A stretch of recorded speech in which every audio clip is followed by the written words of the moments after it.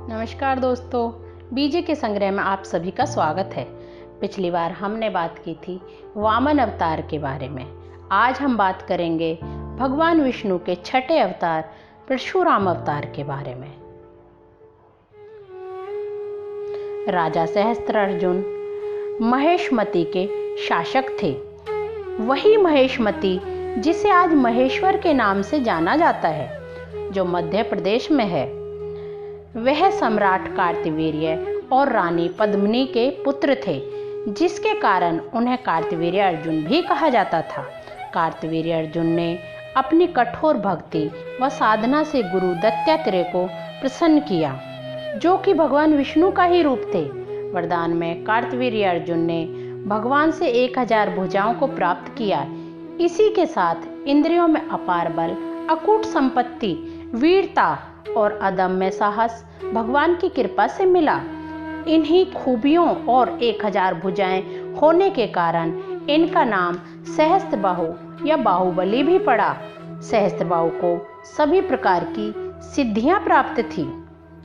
ये जब चाहें जैसा चाहें रूप धारण करके पूरे संसार में हवा की तरह विचरण कर सकते थे। संपूर्ण पृथ्वी पर सर्वशक्तिशाली व पराक्रमी होने के कारण सहस्त्रार्जुन घमंड में चूर हो चुका था।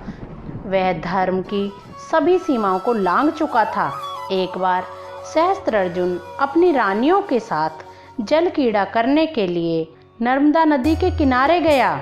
उसने अपनी सारी बाहें फैलाकर पानी का प्रवाह मोड़ दिया और सारा पानी वहां जाकर इकट्ठा हो गया जहां रावण बैठा हुआ था। ऐसा देखकर रावण को क्रोध आ गया और उसने ललकारा, ऐसा कौन है जिसने पानी का रुख मोड़ दिया? सहस्त्रार्जुन ने रावण को बाहों में उठाकर उसे बंदी बना लिया। हालांकि ऋषि पुलस्त्य के कहने पर सहस्त्रार्जुन ने रावण को आजाद कर दिया, परंतु इस घटना के पश्चात उसका अहंकार और बढ़ गया। उसके अत्याचार व अनाचार से जनता त्रस्त होने लगी।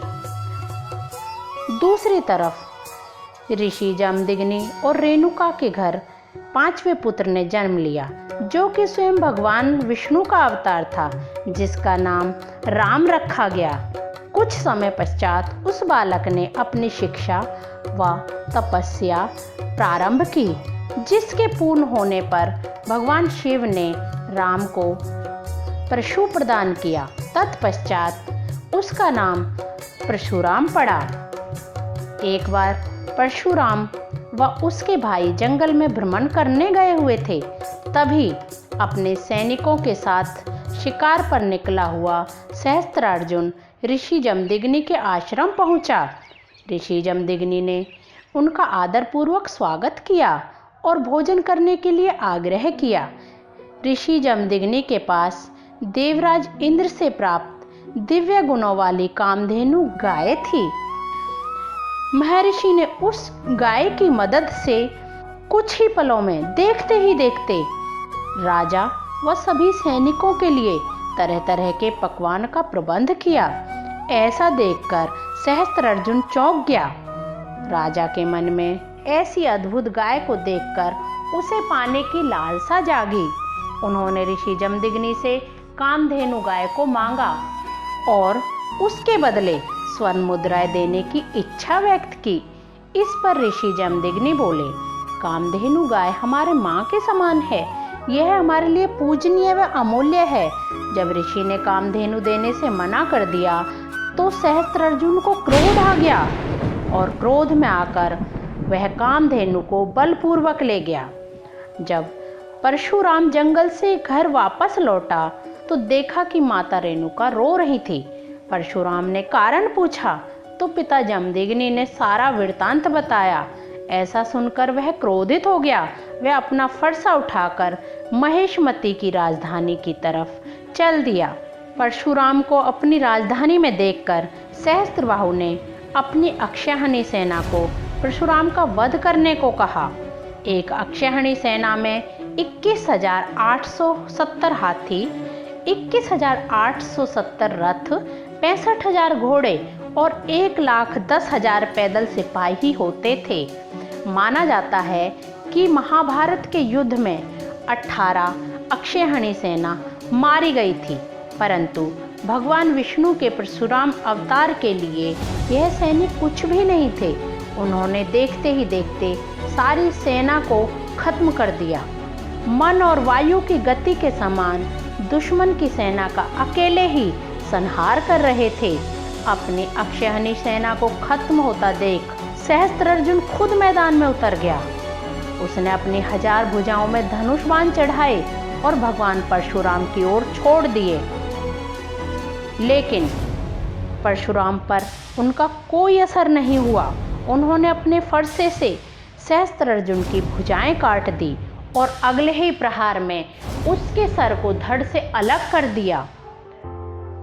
सहस्त्रार्जुन के वध के पश्चात परशुराम कामधेनु गाय को लेकर आश्रम पहुंचे। तब ऋषि जमदग्नि ने परशुराम से कहा, तुमने एक चक्रवर्ती राजा का वध किया है, इसलिए तुम्हें पश्चाताप करना होगा। इसके लिए तुम तीर्थ पर जाकर पृथ्वी का भ्रमण करो और ब्राह्मणों को दान पुण्य करो। पिता की आज्ञा पाकर परशुराम पृथ्वी के भ्रमण के लिए निकल गया। सहस्त्रार्जुन की मृत्यु के पश्चात उसके पुत्रों ने बदला लेने का निश्चय किया। वह अन्य क्षत्रियों को साथ में लेकर जमदग्नि के आश्रम में पहुँचे। आश्रम में परशुराम को ना पाकर भक्ति में लीन ऋषि जमदग्नि का वध कर दिया, उनका सर धड़ से अलग कर दिया। तब देवी रेणुका ने विलाप करते हुए जोर जोर से परशुराम को पुकारा और 21 बार अपनी छाती पीटी। अपनी माता की पुकार सुनकर भगवान परशुराम आश्रम लौटे। वह अपने पिता की मृत अवस्था देखकर और माँ को विलाप करता देखकर परशुराम ने अपनी माँ से कहा, माताश्री, मैं प्रण करता हूँ, जितनी बार आपने अपनी छाती पीटी है उतनी बार ही मैं क्षत्रिय वंश का विनाश कर दूंगा। तत्पश्चात भगवान परशुराम अपना परशु लेकर गुस्से में तमतमाते हुए क्षत्रियों के विनाश के लिए निकल गए। भगवान परशुराम ने 21 बार संपूर्ण क्षत्रिय वंश का विनाश किया। इस प्रकार भगवान विष्णु ने परशुराम अवतार लेकर सभी दुष्ट व अत्याचारी क्षत्रियों का विनाश किया, जो भूमि देवी पर बोझ थे। ये थी भगवान विष्णु के परशुराम अवतार की कथा। इस कथा से हमें यह प्रेरणा मिलती है कि हमें सहस्त्रार्जुन की तरह अपनी सिद्धि व धन दौलत का अहंकार नहीं करना चाहिए, अन्यथा सारी मेहनत व सिद्धियां विफल हैं। इंसान को अपने लालच व अहंकार पर काबू रखना चाहिए, अन्यथा ये हमारे पतन का कारण बनते हैं। धन्यवाद।